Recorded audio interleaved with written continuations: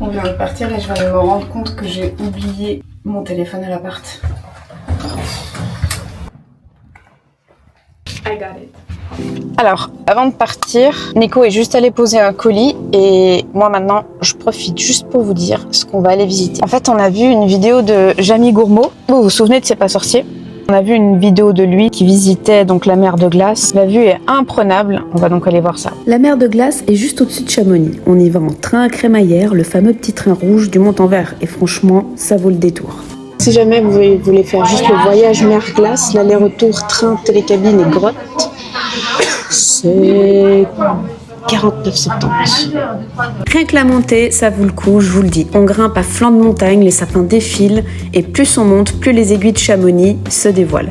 Ça monte doucement, environ 20 minutes pour un peu plus de 870 mètres de dénivelé, jusqu'à la gare du Mont-en-Vert perchée à 1913 mètres d'altitude. Largement le temps de profiter de ce beau paysage.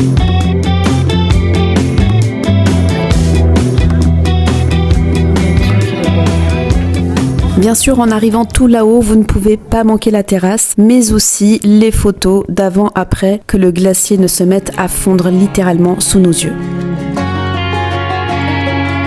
Ne vous inquiétez pas, une fois là-haut, il y a tout un petit village qui s'est monté autour de la gare. Un resto avec une terrasse qui donne direct sur les montagnes et une petite boutique de souvenirs. Je me suis arrêtée avec mon copain à grignoter un petit morceau ici. Et c'est idéal pour souffler avant la suite, parce que la vraie aventure, ça commence maintenant. Pour descendre jusqu'au glacier, il faut reprendre un téléphérique. Et ça, c'est tout un symbole. Il y a encore quelques décennies, on descendait à pied depuis la gare du Mont-en-Vert directement le pied sur la glace. Aujourd'hui, la mer de glace a tellement reculé et s'est tellement affaissée qu'il faut un téléphérique pour l'atteindre. Chaque année, on doit rallonger les installations parce que le glacier continue malheureusement de descendre. La descente est courte mais impressionnante. On voit direct l'ampleur du glacier et à quel point il a fondu. On est arrivé par le téléphérique. On cherchait les escaliers où Jamie était et je crois qu'elles sont par là. Elles sont ici.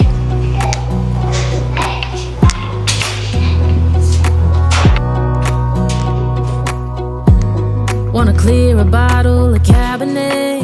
Wanna stay home, not even drink.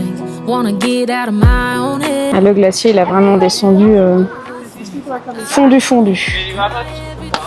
Donc nous, le but maintenant, c'est d'aller dans la grotte qui est juste là.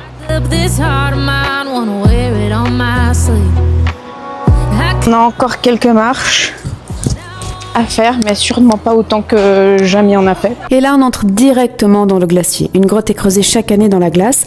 Elle est différente d'une saison à l'autre parce que le glacier bouge et fond en permanence. D'ailleurs, à première vue, on a l'impression qu'il n'y a plus du tout de glace. On voit surtout du sable, de la terre. Sur le coup, je me suis vraiment demandé si le glacier avait disparu à cet endroit précis. Et en fait, non. Sous cette couche de sable, il y a bien de la glace. On a l'impression de marcher sur un chemin de terre tout à fait normal, alors qu'en dessous, c'est toujours le glacier. À l'intérieur, tout est bleu, sculpté, et on sent le froid. Prenez des vestes. Alors oui, je vous fais un petit aparté, la mer de glace, c'est le plus grand glacier de France avec presque 7 km de long. Il prend naissance à 3900 mètres et la partie qu'on voit depuis la grotte se situe aujourd'hui à 1500 mètres d'altitude. Depuis les années 80, avec le réchauffement, le glacier a perdu près de 100 mètres d'épaisseur. Des centaines de marches à descendre pour atteindre la glace, alors qu'à l'époque de la construction du train, on marchait dessus en sortant de la petite gare. Les scientifiques prévoient un recul de plus d'1 kilomètre d'ici 2040. Concrètement, qu'est-ce que ça veut dire ? Ça veut dire qu'on marche dans une grotte qui n'existera peut-être plus dans quelques années. Je profite de faire un petit coucou maintenant vu qu'on est tout seul dans la télécabine. Les grottes sont magnifiques à faire mais c'est vrai qu'il fait un peu froid. Prenez une veste et à l'intérieur vous avez toutes les infos qu'il faut, c'est hyper joli à visiter. Je vous laisse avec cette vue. Et nous voici en train de reprendre le téléphérique et le train pour descendre au point de départ. J'en profite pour vraiment regarder le glacier une dernière fois avec tout ça en tête. Car voir de ses propres yeux les repères qui montrent jusqu'où la glace montait avant, ça rend les choses beaucoup plus concrètes que n'importe quel autre article. Et pour finir la journée, direction Chamonix, la ville en bas que vous connaissez peut-être bien. Petite balade entre les rues, les chalets, les terrasses et le Mont Blanc qui trône au-dessus de tout ça. Une belle façon en tout cas de clôturer la journée après une matinée dans la glace. Allez, c'était une bonne balade, encore de fête. Et ben j'espère qu'elle vous a plu. N'hésitez pas à vous abonner, à mettre un commentaire, partager cette vidéo autant que vous voulez. Je vous en remercie et je vous dis à bientôt. Ciao!